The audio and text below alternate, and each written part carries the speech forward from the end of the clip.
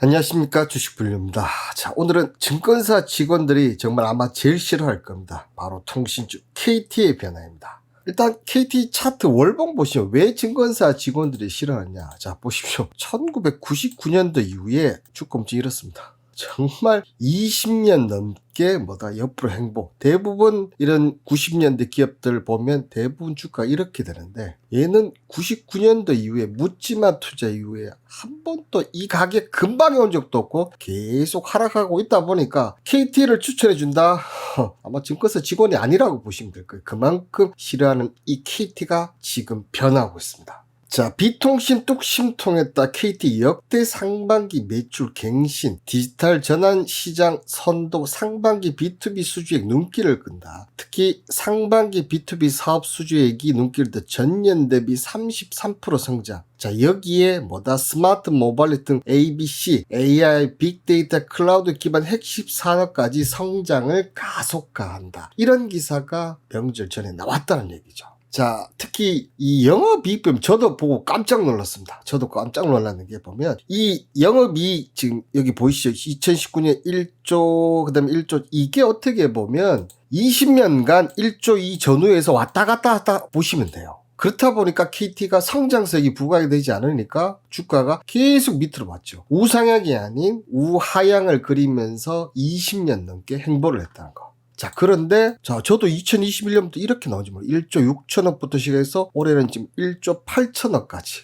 자, 지금 상반기 토대로 보면 어떻게 된다? 2조를 넘어갔어요. 그러니까 이 KT가 1조를 못 넘었었는데 넘고 나서도 정말 이렇게 제자리 걸음을 했었거든요. 그런데 2021년 성큼 1조 6천억, 1조 8천억. 이게 통신 본업 갖고는 안 되거든요. 이제 B2B부터 해서 신성장 동력을 갖기 시작했다는 거죠. 자, 여기에 보시면 KT가 우용우 반등 만들 줄이야. CEO들이 가장 놀란 반전 기업의 이 혁신이란 단어와 전혀 어울리지 않는 KT가 첫 진입. 그 선두에 뭐가 있다? 이 우용우가 있었다는 거죠. 자, 그렇게 되면서 스카이TV와 미디어 진위 합병 어떤 방향으로 해질까? 스카이TV와 미디어 진위 합병도 계열사 재배치의 일환이다. 스카이TV는 KT가 지분 50%, KT 스카이라이프가 73.7%를 갖고 있다. 이렇게 하면서 합병을 해서 더 시너지를 냈겠다는 거. 그리고 덩어리도 키우겠다는 얘기고. 자, 밑에 그런 얘기가 나오고 있습니다. 오리지널 컨텐츠 제작, E&A, 채널 경쟁력 강화, 광고 매출 확대, 경쟁 있는 컨텐츠 라인업 확보라는 선순환을 이끌어낼 것이다. 이거는 방향성을 얘기하는 거고요. 결국은 어디로 가겠다? 자, KT가 지주형 회사로 전환하는 그 하나의 가정이란 얘기죠.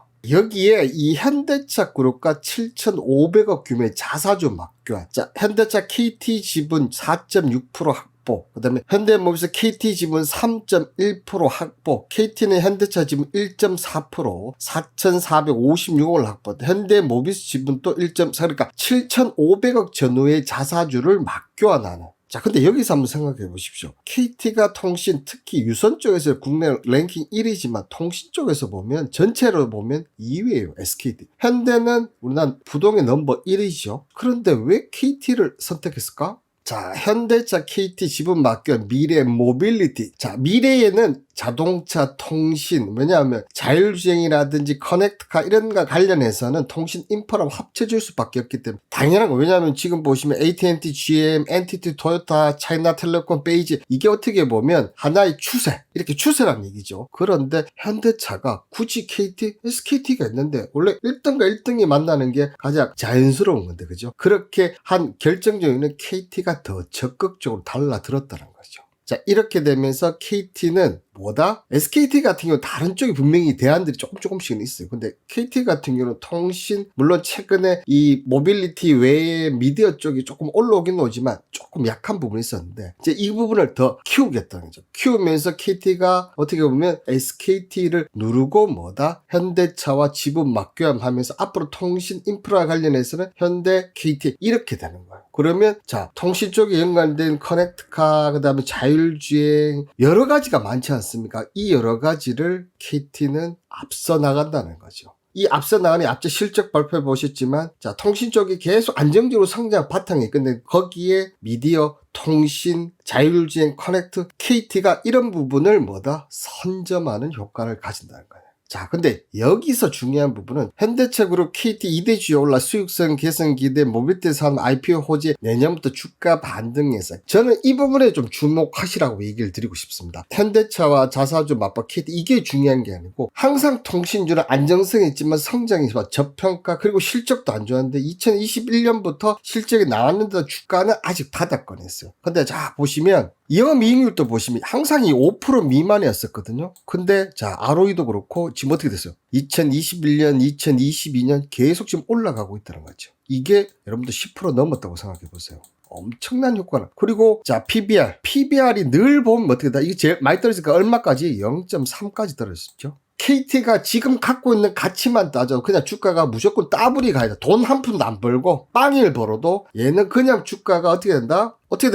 지금 가격보다 2배를 가도 그래도 1밖에 안 돼요. 1일이 된다 해도 저평가되는. 그러면서 자 KT는 어떤 기업이죠? 항상 고배당 기업. 현대차가 이번에 올라서 그러면 2대 주주 올랐습니다. 1대 주주가 어디야? 국민연금. 국민연금이 10% 이상 갖고 있는 기업은 뭐다? 고배당주. 여러분들 앞으로 이 고배당주는 정말 주가 꾸준히 상승하는 KT가 근데 어떻게 됐죠? 20년간 조정을 받았습니다. 지금 당장 제가 이 KT가 올라간다 이렇게는 얘기를 못 드는데요. KT 20년의 보상을 분명 받을 기회가 이제 점점 다가온다. 이렇게 얘기를 드리도록 하겠습니다.